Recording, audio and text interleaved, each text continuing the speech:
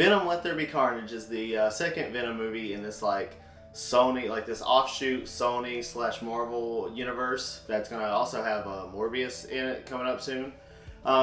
Short and simple with Venom: Let There Be Carnage is that if you enjoyed the first one, you're gonna enjoy the second one. They were both both of them to me are kind of they're fun and they're okay, but they're not great or anything. But let's start first of all with the positives. First of all, the positive is the casting.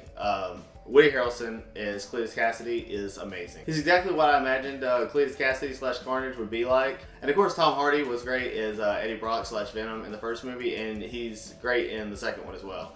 Casting is perfect. Everyone in the movie did a great job. The movie is basically about Venom and Eddie Brock kind of going their own ways, and they eventually end up having to, reconciliate and come back together to fight Carnage.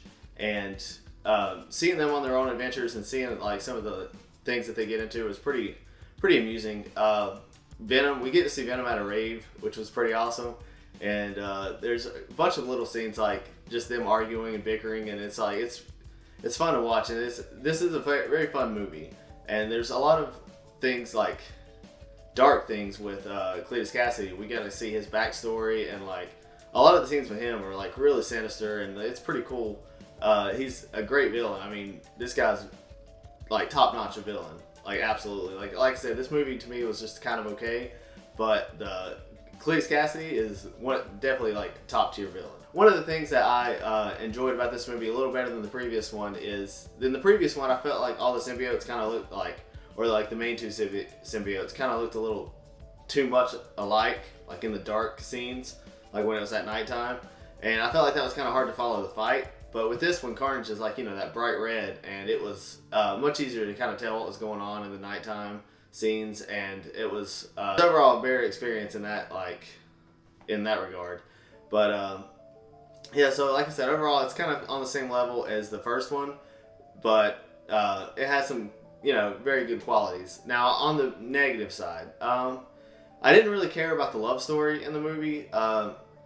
I felt like the character that Cletus Cassidy was in love with and her story all kind of felt just like it was in there for kind of convenience. If you know Venom and Carnage, you know what their weakness is, and she just she just by coincidence has the power that affects them the most.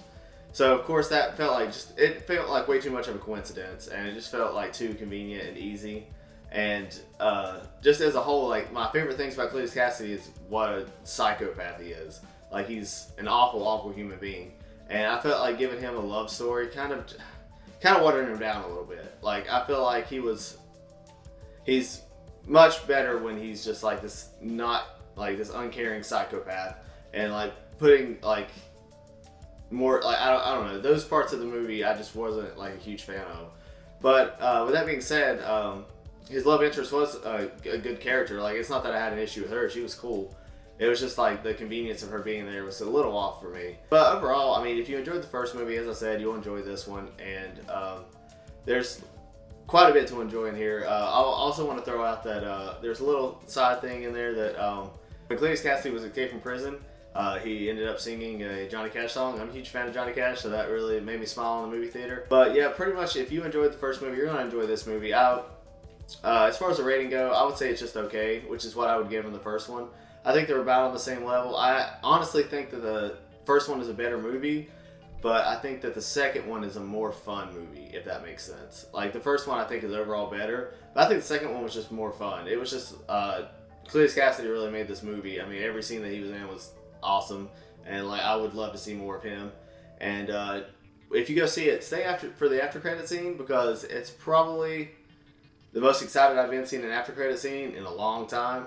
It's definitely making me look forward to these Sony movies a lot, and I'm excited to see what they do next. This movie would have probably been a fantastic instead of an okay if they had cast Jeff Goldblum maybe somewhere in the movie. I think that would have been nice, but you can't win them all.